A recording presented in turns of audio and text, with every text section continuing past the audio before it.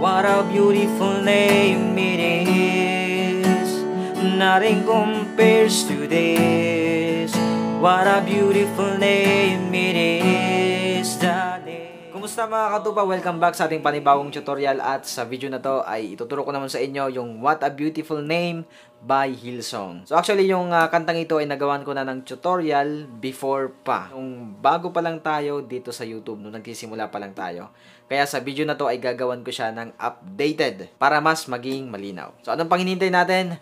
Tayo magsimula na.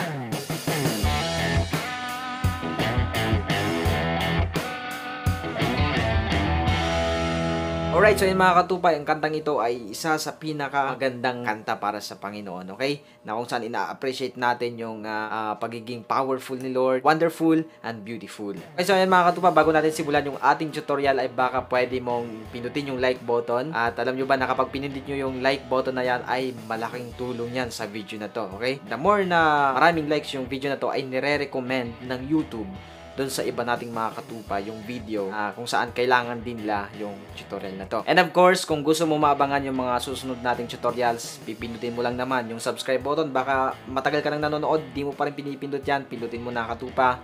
At yung bell notification na rin, pati yung all, para talagang every time na mag-upload ako ng video ay manonotify ka kaagad. So maraming salamat at proceed tayo sa ating tutorial. Okay, so yun mga katupa, yung key na gagamitin natin dito sa kantang ito ay yung mismong original na key ng kantang What a Beautiful Name, which is nasa key of D major. Okay? So kung nakikita nyo, may kapo ako na ginagamit ngayon, pero it's up to you.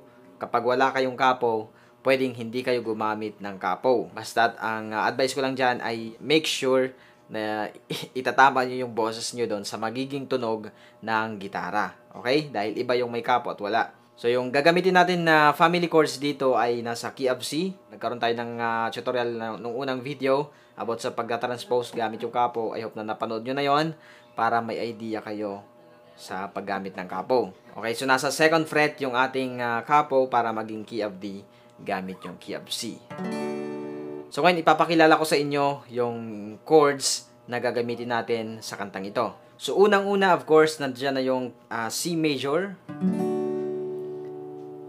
G major,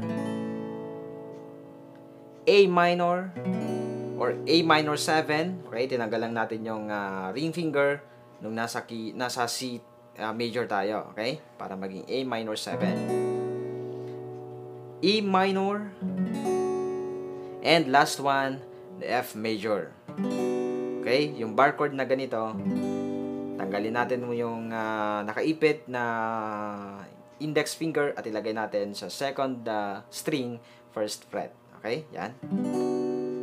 Okay, pagdating naman sa strumming pattern natin ay ito na naman tayo. Ulitin ko ulit para sa mga bagong dating lang sa channel na to, ay yung strumming pattern ay depende yan sa inyo. Okay? Kapag gusto nyo na gawin yung sarili ninyong style ng pag-strum, ay kayo na ang bahala as long as sumasabay doon sa beat ng kanta. Okay? So yung strumming pattern na ibibigay ko sa inyo ay ganito. Down, up, down, up, down, up, down, up, down, down, up. Okay, yung lagi kong sinasabi dito, yung down, up doon sa dulo, ay yun ay ginagamit natin sa pagbuelo, sa pag-switch ng another chord. Halimbawa, from C. Tapos mag-jump ka sa F. Okay, ganoon. Tapos continue na yung strumming pattern. Okay? So, depende pa rin yan sa part ng kanta.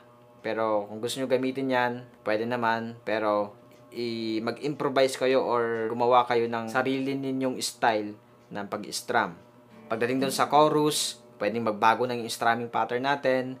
So, kung anong gagawin ko man mamaya, sabayan nyo na lang. Then, pagdating doon sa bridge, may mga magbabago din doon. Yung basta, pakiramdaman nyo yung kanta. So, ang sikreto lang dito mga katupa ay damdamin nyo yung kanta habang tinutugtog ninyo sa gitara. Okay? Yun ang sikreto doon.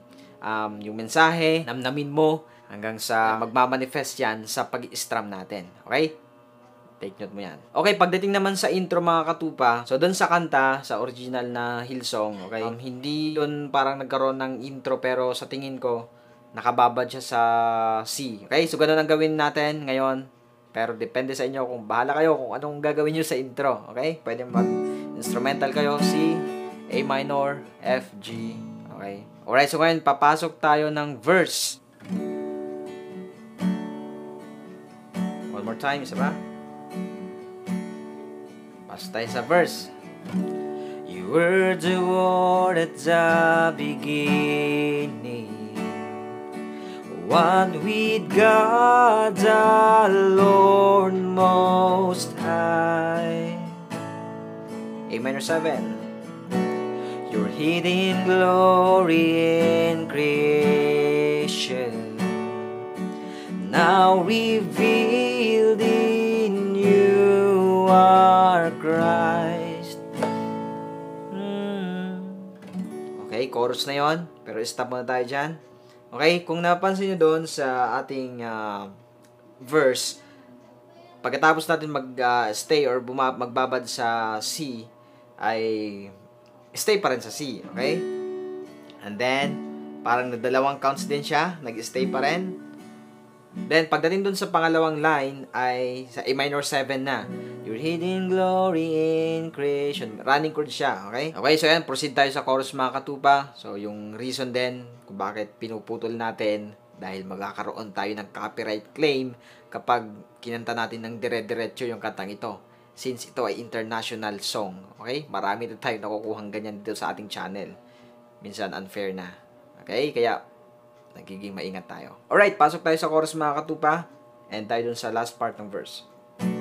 Your hidden glory in creation, now revealed in you are Christ. What a beautiful name it is. Beautiful name it is. Name of Jesus Christ my King. What a beautiful name. Repeat lang yung pattern. What a beautiful name it is. The name of Jesus.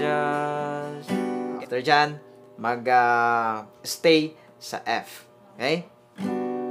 Jesus. Stay muna. Isa pa.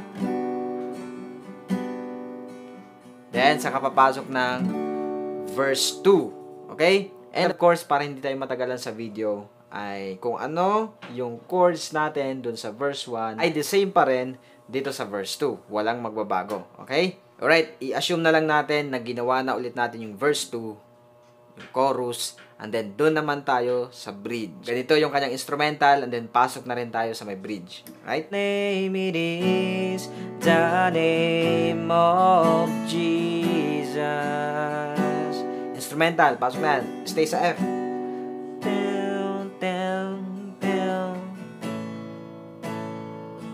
A minor 7. E minor. Repeat. Okay, dalawang beses yan.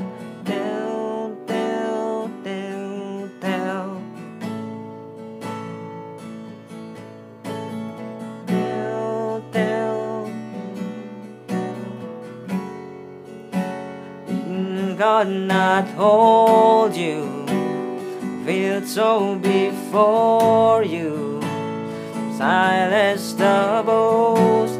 Okay, kung ano yung chords na rin sa instrumental, ganun din sa bridge. Okay, for you are raised to life. G, okay? Repeat lang. Nor rival, you have no equal. Wala pong mabago.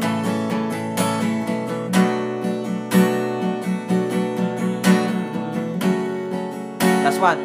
Yours is the kingdom, yours is the glory, yours is the name above all names.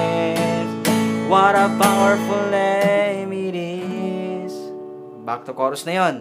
Okay? So, depende sa inyo kung ilang beses nyo gustong paulit-ulitin yung bridge. So ayun mga katupa, maraming salamat sa inyong panonood. Jesus loves you, and all the glory belongs to God.